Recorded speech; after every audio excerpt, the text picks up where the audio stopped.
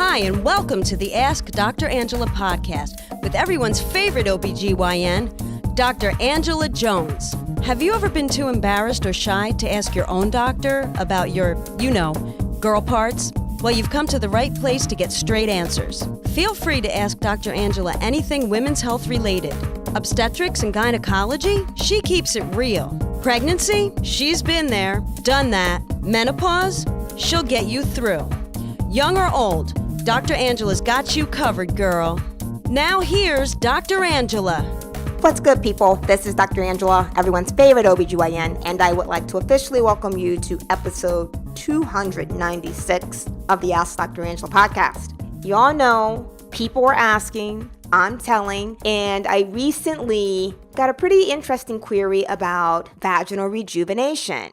Oh my gosh, what the hell is vaginal rejuvenation? So basically, what the journalist reached out to me about was, they wanted to know what it was, how it's done, why people get it done, who should get it done, does it work, etc. And so, asking me to weigh in on this was really kind of funny because, the whole concept of vaginal rejuvenation is pretty mind-boggling, to say the least. The term in and of itself refers to, it's an umbrella of procedures that are offered to air quote fix and air quote vaginal issues that can be associated with normal everyday aging and life. The procedures are aimed at correcting things like vaginal tightness or lack thereof, I should say, addressing incontinence issues, eliminating vaginal dryness, etc., etc., etc. And again, these are often things that come along with just living and getting older, i.e. just a normal part of life. So some of the procedures that come to mind when one thinks about vaginal rejuvenation, and again, the procedures can include but are not limited to surgical or cosmetic things that alter the size and shape of the vulva, like labioplasty. I see young girls all the time that are like, oh my gosh, Dr. Angela, I feel like, one of my labia is bigger than the other, or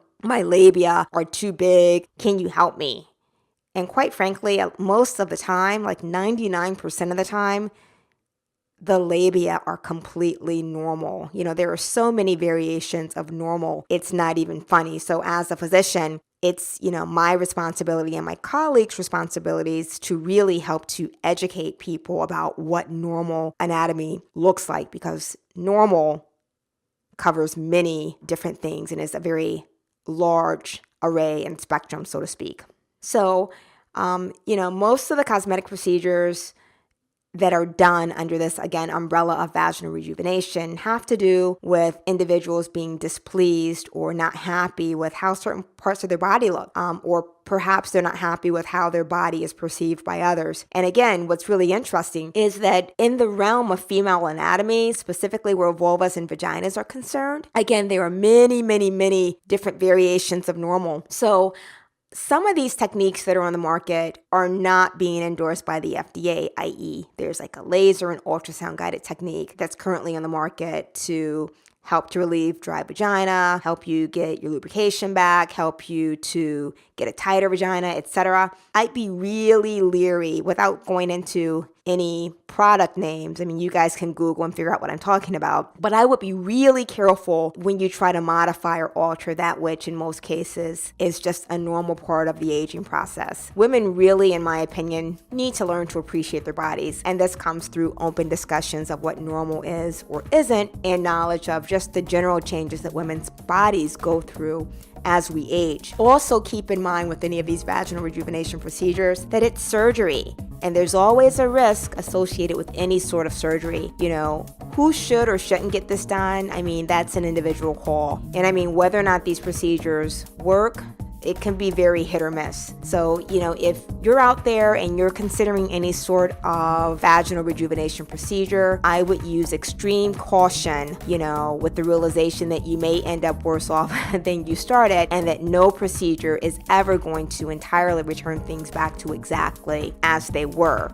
So just some food for thought. Anyway, hopefully, if there are any of you that are out there considering a vaginal rejuvenation technique, please speak with your OBGYN and make sure that you are making, what I like to call an informed decision. So thank you so much for tuning into this episode of the Ask Dr. Angela podcast. As usual, I appreciate all the love and the support. If you happen to have a question, topic that you want discussed, you know how to reach me, www.askdrangela.com. That's AskDrangela. You can hit me up on any of my social media platforms. I'm on Twitter, Instagram, Facebook. I will get back to you. Please make sure that you check out my recently released pregnancy book, What to Expect During Pregnancy and Beyond. You can get that on Amazon. I would love to hear your feedback. It was a labor of love, and I really hope that you enjoy it. So as usual, I'm going to leave you with a little quote. This one is coming from Life's Little Instruction Book. Lock your car, even if it's parked in your own driveway. That's lesson number 302. Again, lock your car, even if it's parked in your own driveway. And this one kind of hits home for me because I've recently had a few friends whose vehicles were stolen in their driveways. Of course, their doors weren't locked and the keys were in the car, but that's an entirely different topic. So again, thank you so much for tuning in. Until next time, look better, feel better, be better. Can't wait to reconnect on episode 297 of the Ask Dr. Angela podcast.